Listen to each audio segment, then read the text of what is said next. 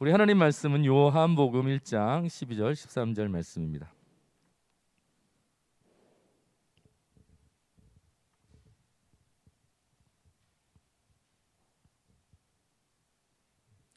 요한복음 1장 12절 13절 말씀. 12절 13절 말씀 많이 들어본 말씀이거든요. 우리 함께 한 목소리로 12, 13절 같이 한번 읽도록 하겠습니다. 시작.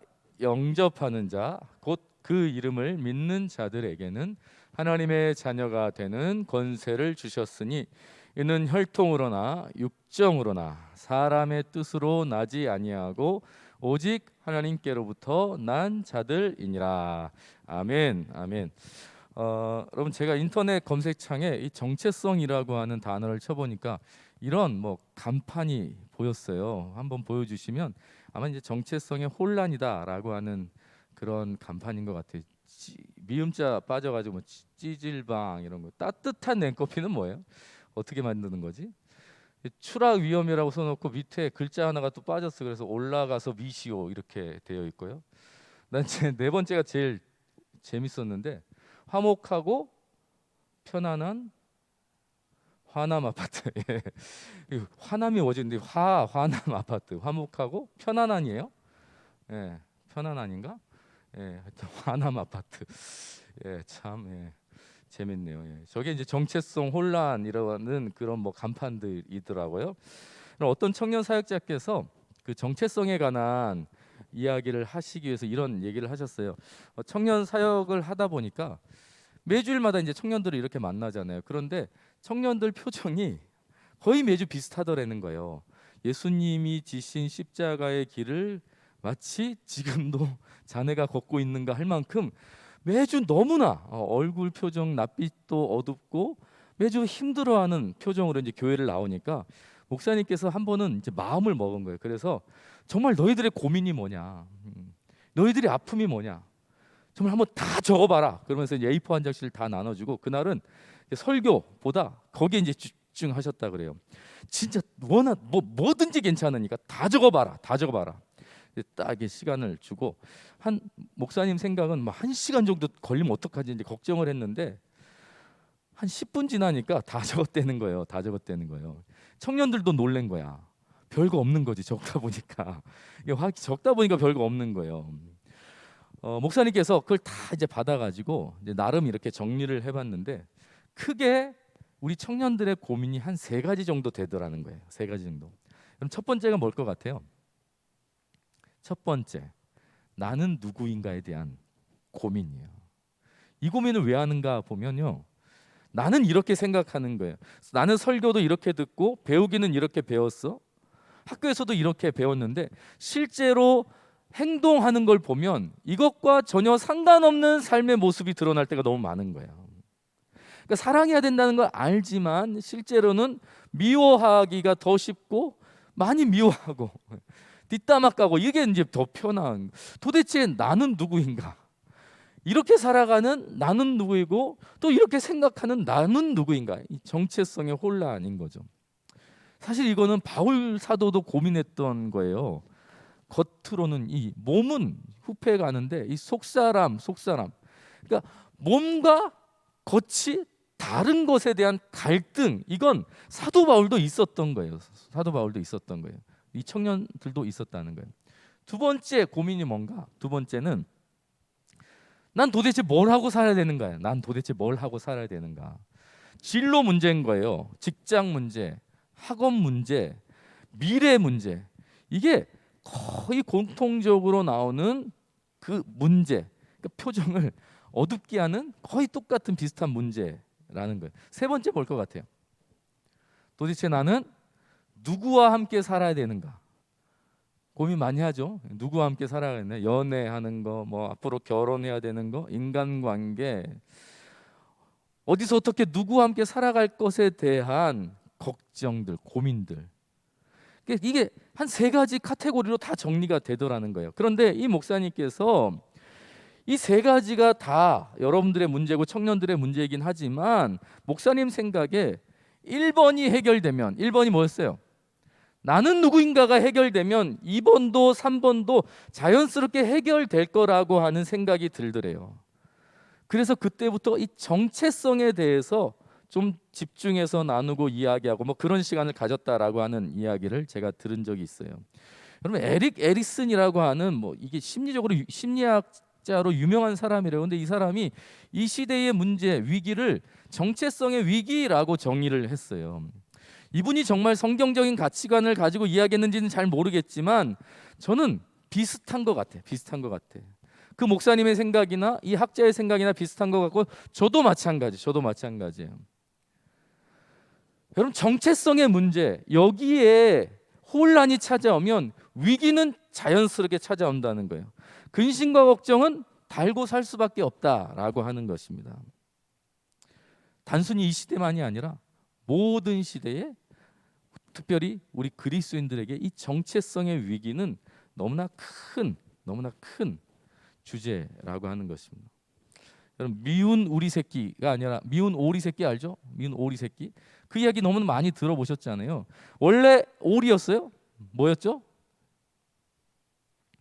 새은? 새은 맞나? 뭐였죠 원래? 혼란이 찾아온 백조인가? 예, 한 백조죠. 그런데 미운 오리 새끼들 미운 오리 새끼 아니죠. 오리 새끼들과 함께 하다 보니까 오리들과 같이 살다 보니까 그들 따라 하다 보니까 결국 뭐가 돼요? 백조가 미운 오리 새끼가 되더라는 거예요. 여러분 정체성을 잃어버리면 미운 오리 새끼 되는 거예요. 미운 오리 새끼 되는 거예요. 그리스도도 똑같아요. 여러분 오늘 정체성에 대한 이야기를 할 텐데 오늘은 졸지 않았으면 좋겠어요. 혹시 조시는 분들이 있으면 일어서서 뒤에 가셔도 괜찮아요. 예. 너무나 중요한 이야기니까 여러분들 나름대로 잘 정립을 하시고 그동안 잘 몰랐던 지체들도 꼭 한번 확인하시고 이해하셨으면 좋겠어요. 여러분 정체성이라고 하는 것은 국어사전에 찾아보면 이렇게 나와 있어요. 변하지 아니하는 존재의 본질을 깨닫는 성질 또는 그 성질을 가진 독립적 존재, 영어로는 아이덴티티라고 설명을 하고 있어요. 이게 한문으로 제가 찾아보니까요. 정자가 발을정 그리고 채자가 몸체. 바른 몸이라고 하는 표현이 있더라고요. 이게 무슨 말이냐면 이게 만약 사람의 정체성에 대해서 물을 때는 그 사람의 정체성이 뭐냐 그러면 그 사람다움, 그 사람만이 가진 그 사람다움, 이게 바로 정체성이라고 하는 것입니다. 여러분 근데 이 정체성을 더 쉽게 설명하면 이래요. 나는 누구인가? 제가 여러분한테 물어보겠습니다. 여러분들은 누구세요? 여러분들은 누구세요?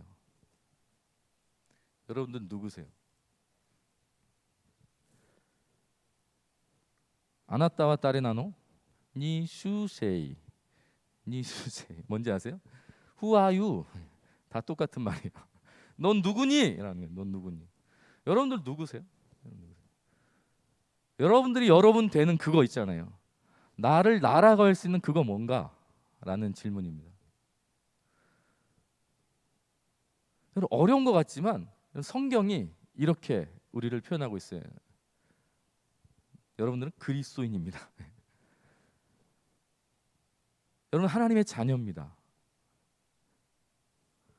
너무나 간단하고 심플하지만 이걸 우리는 정체성이라고 사실 잘 생각하지 않아요. 심지어 이렇게 얘기하면 목사님 왜 그러세요?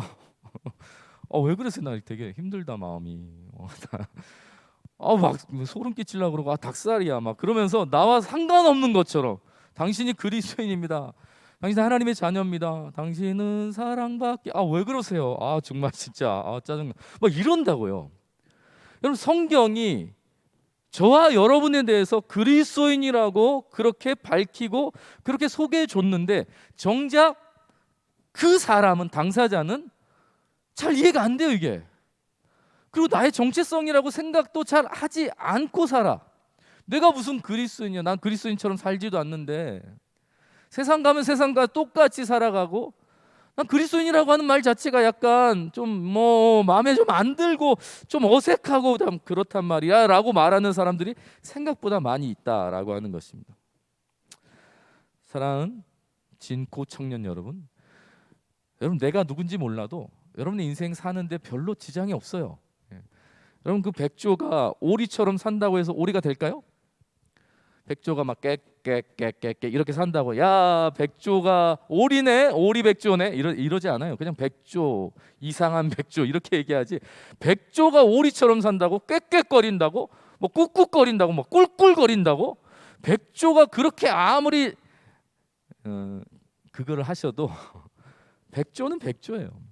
여러분 그리스도인들이 세상에서 어떻게 살아가더라도 그 정체 자체는 변하지 않아요. 근데 문제는 뭐예요? 행복하지 않다는 거죠. 백조가 오리처럼 살 수 있다고요. 개처럼도 살 수 있어요. 그러나 백조가 그 정체성을 버리고 다른 옷을 자꾸 입으려고 하면 그건 불행한 인생을 사는 거예요. 안타까운 인생을 살아가게 된다는 것입니다. 여러분 행복은 조건과 상황으로 오는 것이 아니라 내가 누군지 알고 그 나답게 살아갈 때에 진짜 행복이 찾아오는 거예요. 그럼 아담과 하와가 에덴 동산에서 유혹을 받잖아요. 그 유혹의 핵심이 뭔지 아세요? 너 이거 먹으면 하나님처럼 될 수 있어, 하나님 같이 될 수 있어 라고 말한 거예요. 그러니까 하와가 그거 먹잖아요. 여러분 먹고 어떻게 됐어요? 창세기 3장 5절 너희가 그것을 먹는 날에는 너희 눈이 밝아져 하나님과 같이 되어 선악을 알 줄 하나님이 아심이라. 그럼 먹었어요? 하나님 같이 될 줄 알았겠죠? 어떻게 했어요? 효과가 바로 나타났어요. 첫 번째 효과 뭐야? 나를 만드신 하나님을 피해 숨어요.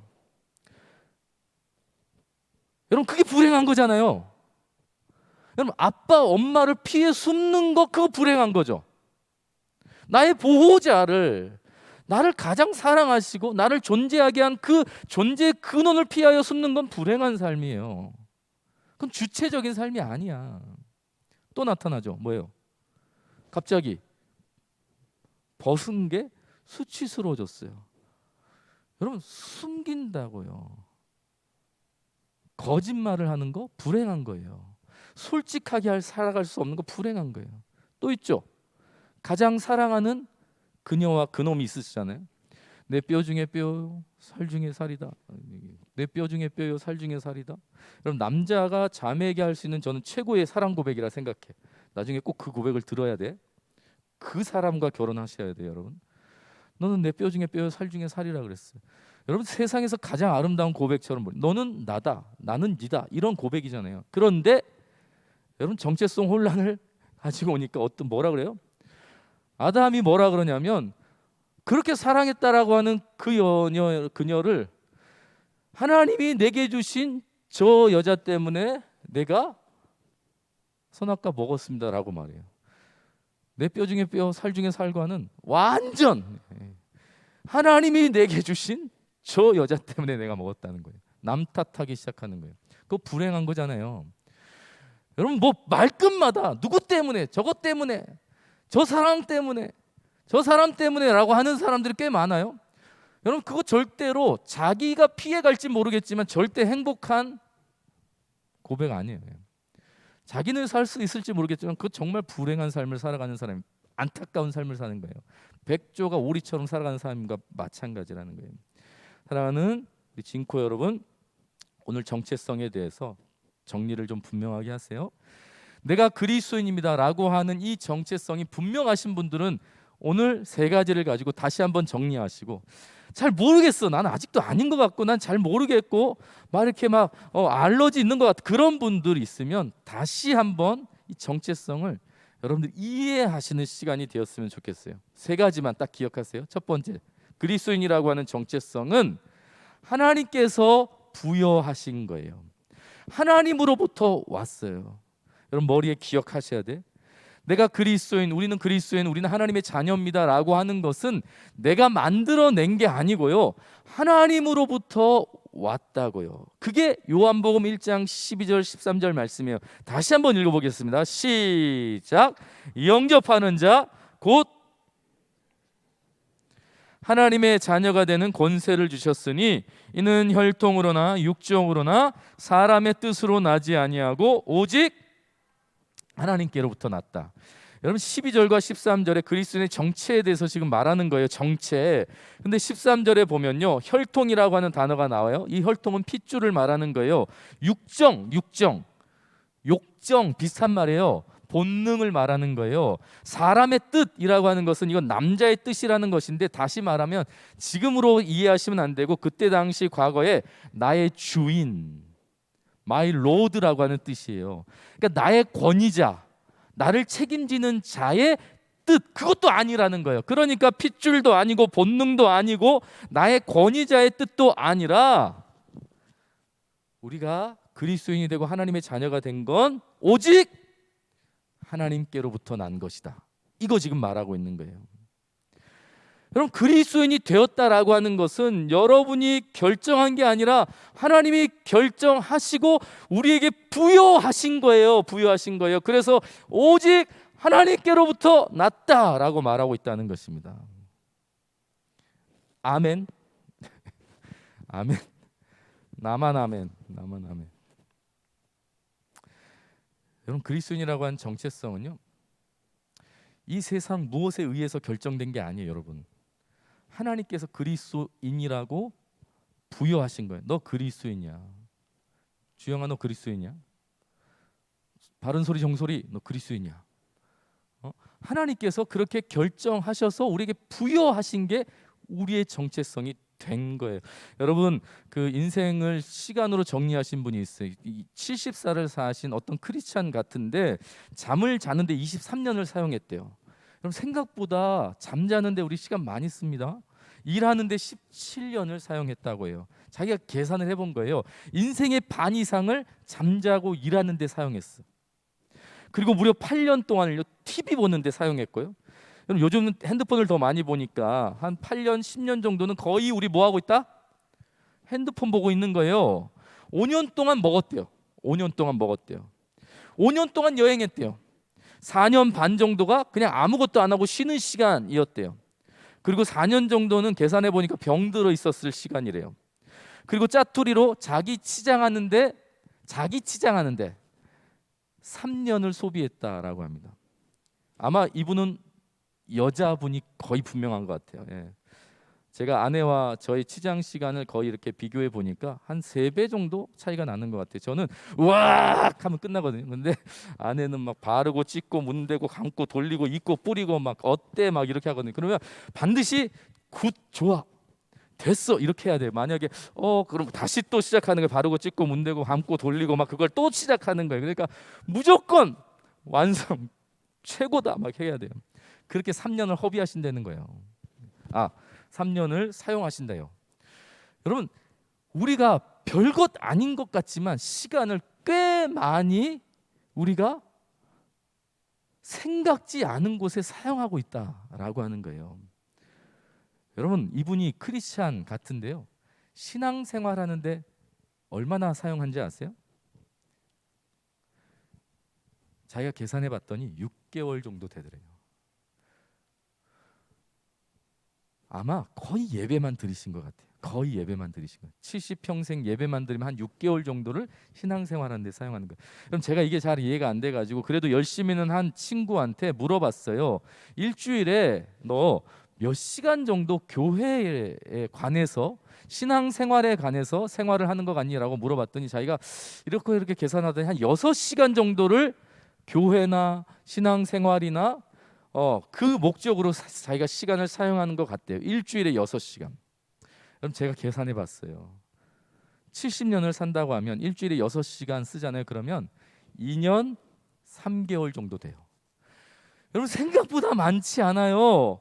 우리가 교회 생활, 신앙 생활 하는 거 막 주일마다 막 피곤해, 또 막 하면서 가지만 실제로 한 70평생에서 여자들이 치장하는 시간 그것보다 더 짧은 게 우리가 아는 신앙생활이라고요.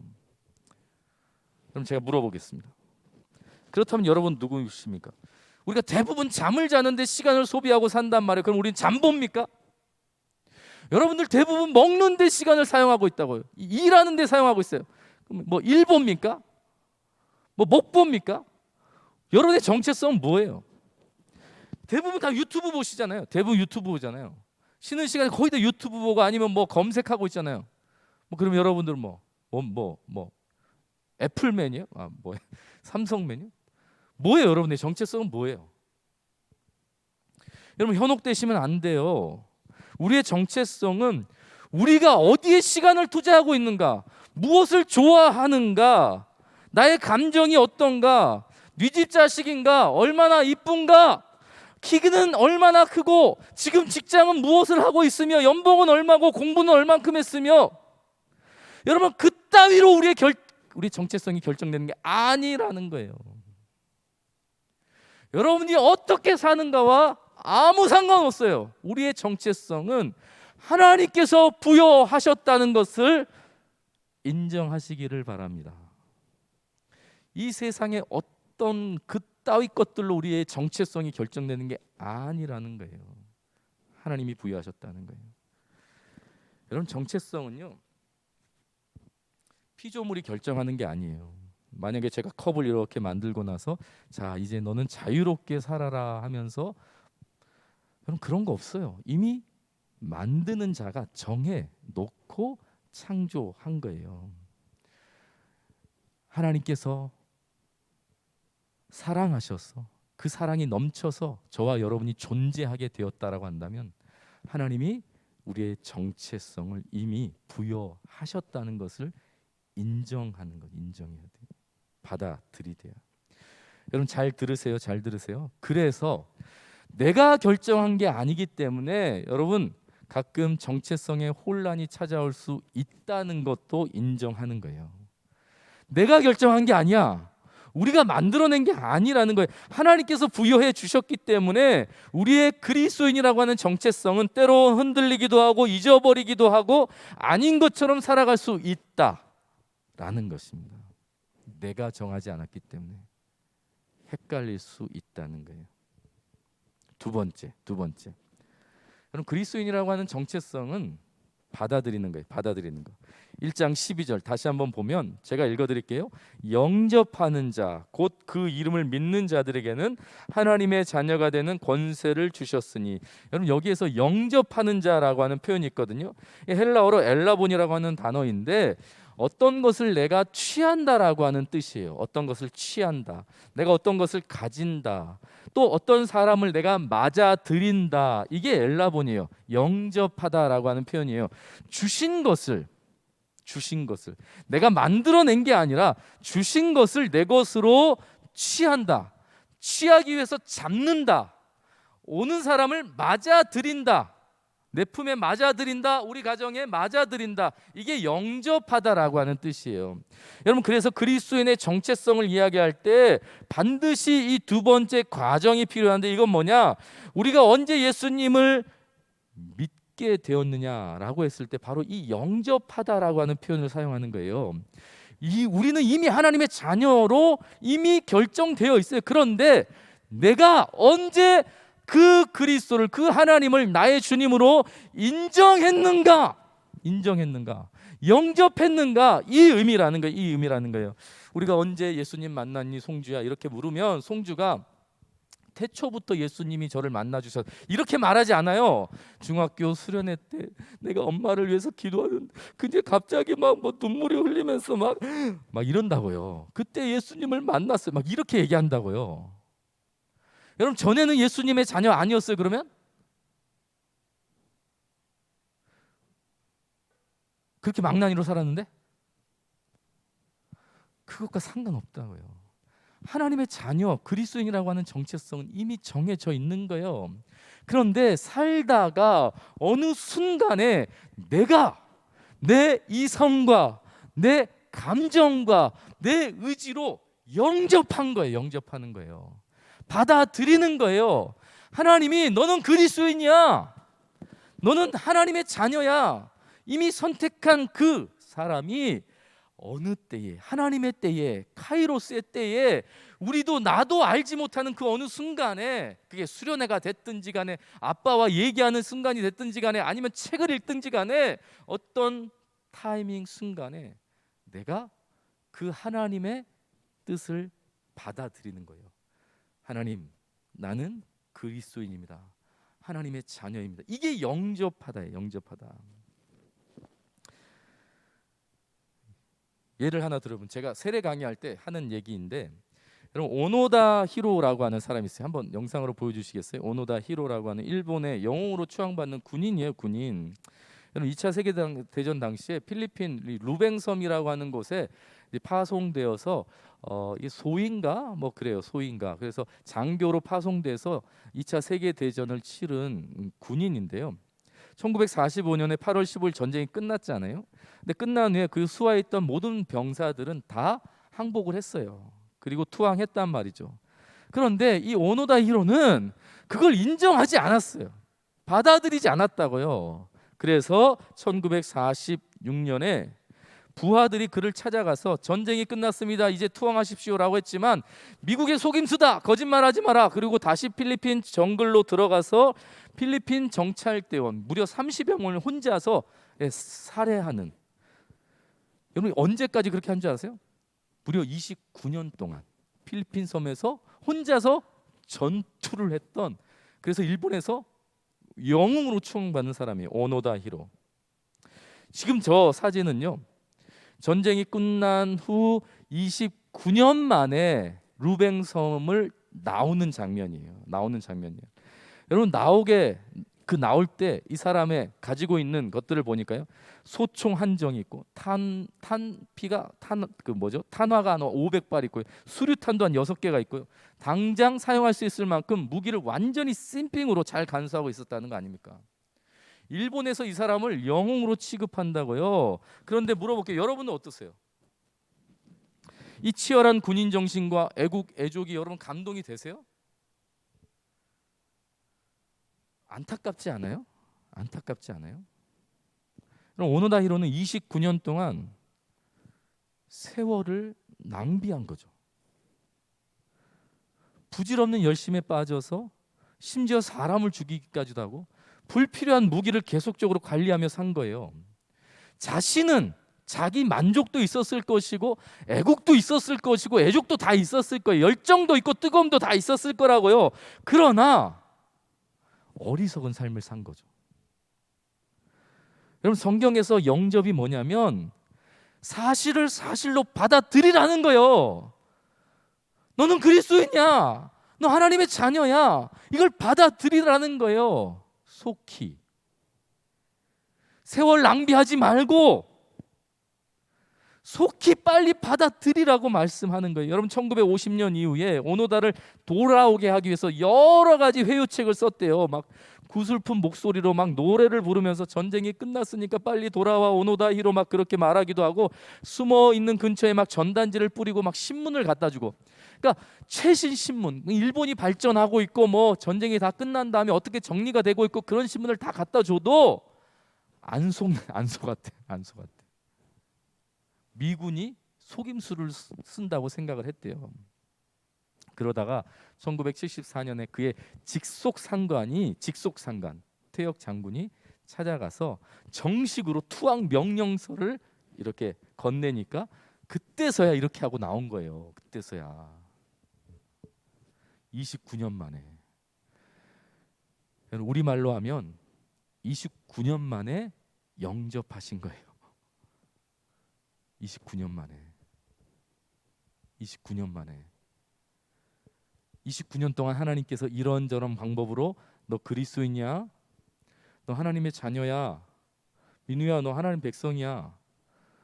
민서야 너 하나님의 자녀라니까? 이걸 29년 동안 하나님 하셨는데 29년째. 그럼 29년의 세월이 허송 세월이라고는 우리가 말할 수 없으나, 그러나 마치 백조가 오리처럼 산 인생, 안타까운 거죠.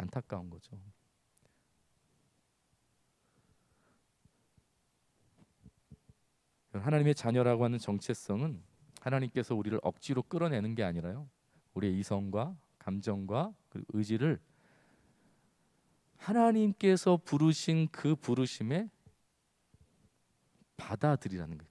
너가 가진 이성과 감정과 의지를 동원해서 기꺼이 받아들이라는 거예요. 여러분 그러니까 얼마나 인격적으로 하나님께서 우리를 부르시는지 알 수 있죠. 하나님께서 여러분들이 기꺼이 하나님의 자녀라는 걸 인정하길 원하신다는 거예요. 여러분들이 즐거이 감사로 받아들이기를 원하신다라고 하는 것입니다. 마지막 세 번째, 그리스도인의 정체성은 평생 확인하는 거예요. 여러분 첫 번째 뭐라 그랬어요? 그리스도인의 정체성은 하나님이 부여하셨다. 두 번째는 받아들이는 거예요. 우리가 받아들이는 거예요. 하나님이 부여하셨지만 우리도 인격적으로 받아들여야 돼요. 세 번째, 평생 확인해야 돼요. 평생 확인해야 돼요. 여러분 요한복음 1장 12절 영접하는 자 곧 그 이름을 믿는 자들에게라는 표현이 있거든요. 이게 좀 흥미로워요.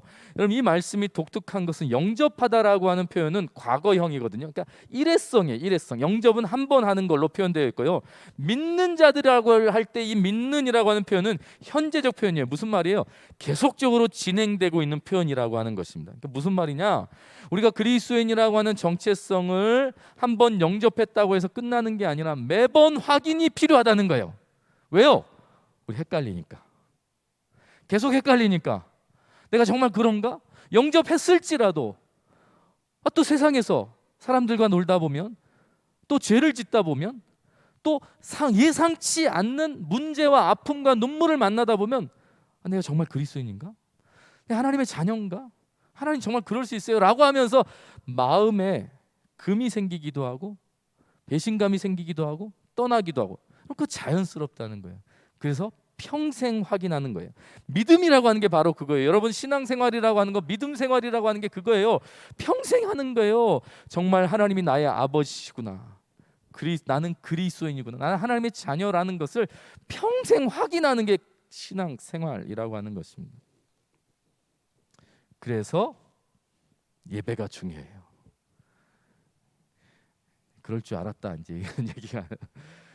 그래서 예배가 중요해요. 여러분 예배가 왜 중요하죠? 이 자리에서 내가 누군지 확인하는 거거든요. 우리가 함께 나는 하나님의 자녀고 하나님의 백성이고 하나님이 우리와 함께 하시고 하나님이 우리의 주님이시라는 것을 확인하는 시간이 바로 이 시간이기 때문에 여러분 예배가 너무 중요해요.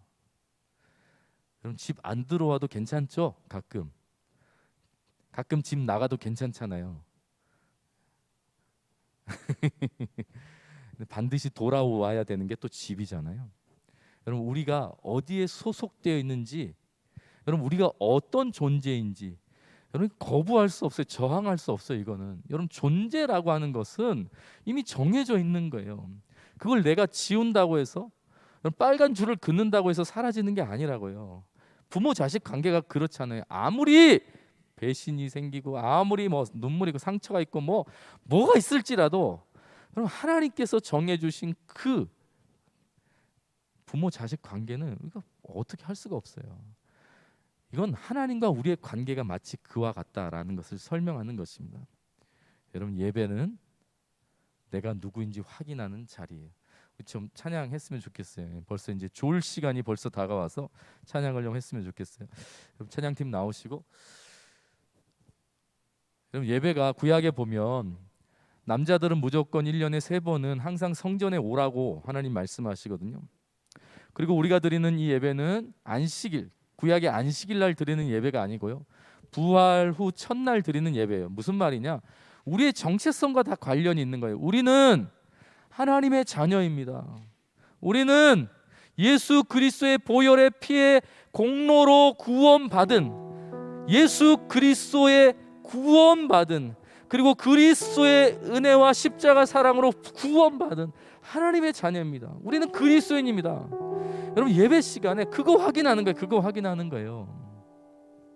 찬양하면서 기도하면서 사도신경을 외우면서 내가 누구인지 확인하는 거예요. 내가 누구인지 확인하는 거예요.